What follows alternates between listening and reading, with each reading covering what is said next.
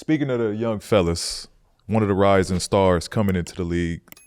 In the draft this year, Cooper Flagg, who is this year's generation's favorite player, or GOAT, as they throw out there. They kicked you out? They kicked. I'm gone. I'm gone. Damn, already? They tired of getting laughed at for picking me as they GOAT. You be back, James. What's your early analysis on Cooper Flagg? Cooper's nice. Cooper's a real deal, Jim. Like we haven't seen in a while somebody dominate every stop he went to. It's not like he's dominating. He's dominated 15s. He's dominated 16s. He's dominated 17s. He's dominated 18s and 19s in college. He's dominated. It's like that trajectory. If you say like, yo, if he keep going that in 4 years, 3-4 years, like, come on, bro. You get what I'm saying? So I'm very high on his game. I'm very high on. To me, he doesn't do anything great. Like, he just do a lot of shit very good. You know what I'm saying? He offensive rebound, very fucking good. He in the passing lanes, very good. He's a weak side defender, very good. On-ball defender, he got a lot better on-ball defenders. You get what I'm saying? Like, he's got a weak low side floor. shine. That's just defense. Offensively, he's starting to get to that little midi, that little elbow area.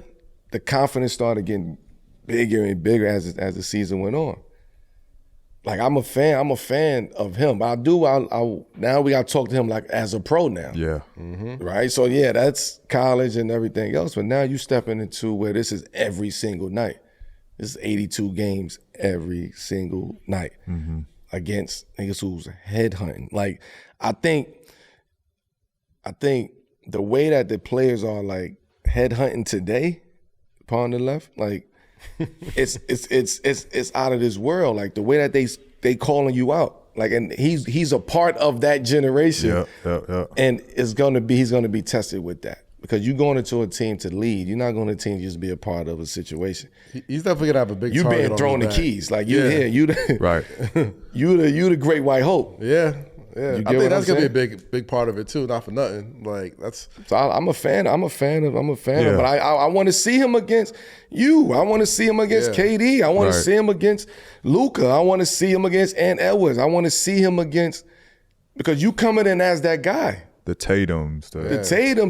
The Browns. Like, I want to see you. I mean, you consult for Olympic basketball, right? Like, this is going to be somebody who, in maybe 4 or 8 years, is one of the faces of, it all, projects how it should, probably one of the faces of American basketball, So, like, not only that, being a white American basketball player and being as good as he's touted to be, I think it's going to be a lot of interesting conversations around him as he enters the league. Maybe not Caitlin Clark level WNBA. Yeah, but if he develops something like that, he got to develop the right way. Yeah. If he got to develop the right way, he got to get the right skill. He got to get a skill set. You can't be in the pros and don't have a skill set. So you have to have a skill set. Like, your skill set have to be something. A one dribble pull up, like something. Floater, like you have to have something that's your go-to. Right now, he don't have a go-to, which is why when they put all of those games at the end of the game in 5 seconds or less and the ball is in your hands, you offer in those situations because you don't have a go-to. You thinking about a million things to do instead of just, I know I'm getting to this spot. And if you defend it, more power with you. Like, you know what I'm saying? Like and that's just development. That's just, one thing we got to keep in mind too. He's a young 18 too. Like he technically reclassed up. He reclassed up. That's true. Exactly. He's supposed to be in my son's class. Exactly. So that's why true. I'm like. So you talking about, and here's another perspective. You talking about, look at what he's done. Look how he's developed in a couple months in Duke.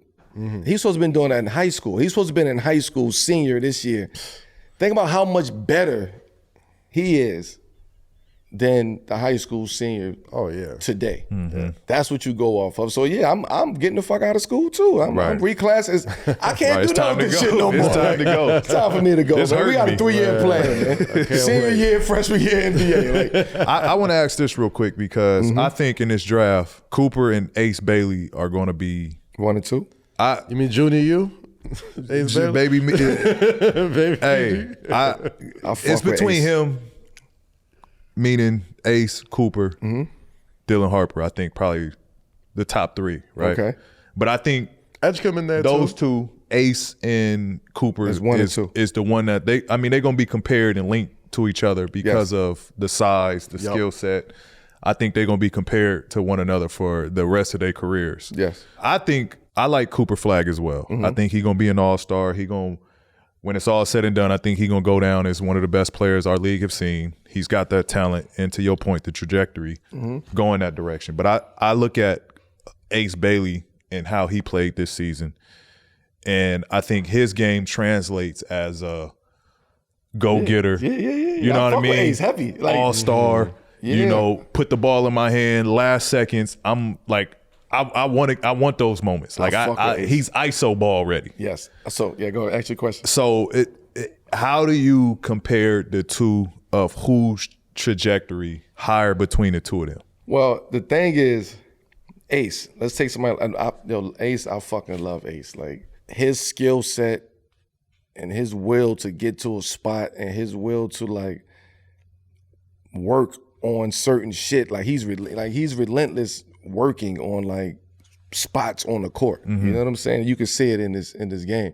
Ace, we've seen Ace before. That's why it's not talked about like that. We've seen Ace. We've seen PG. We've seen KG. We've seen T-Max. We've seen Melos. We've seen Jason. Like we've seen Ace. That's why he's not being talked about. That doesn't take anything away from him, but visually, we've seen him. Right. We haven't seen, and not to make this black and white, but we haven't seen a white boy like that in a long fucking time, right? So that's when you know he's really good. That's when you know you're really good. But we haven't seen that in a long time. When is the last one? That's homegrown. Yeah. White American basketball players? Homegrown. I can't think of it. I mean, Kevin Love probably. Shoot. Kevin Love didn't have that coming out of high school. He didn't have this. Not out of high school, no. No, Kevin Love was gotta be Larry as far as out of high school with that Larry star power. Yeah. Right? Yeah. We haven't seen that in a long time. So this is why we're gonna see that even more. We're gonna hear about it even more. And you ain't gonna hear about Ace as much. To me, Ace skill set is way far past Cooper's skill set. Do you think there's similarities to your draft with LeBron, like Cooper and Ace, where it's like you kind of came in a little bit more polished, a little bit more ready to score, all this other thing?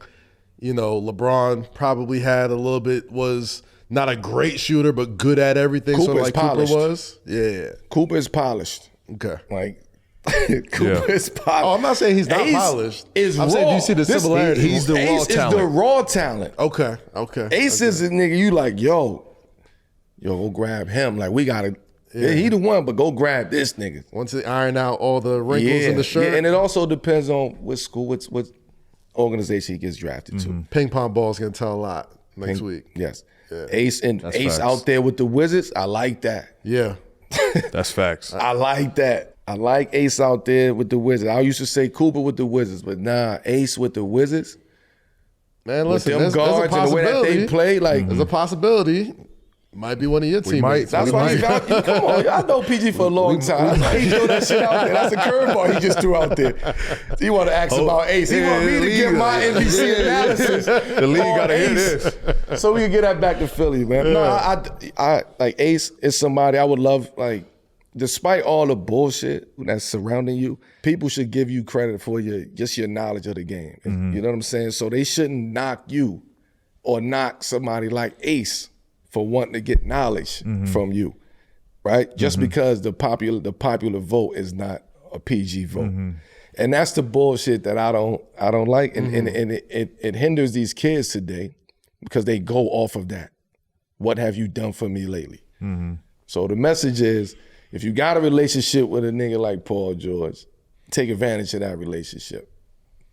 That's the message. Well said. Can't say it any better than that. That's why NBC picking the homie up, man. I love that right there.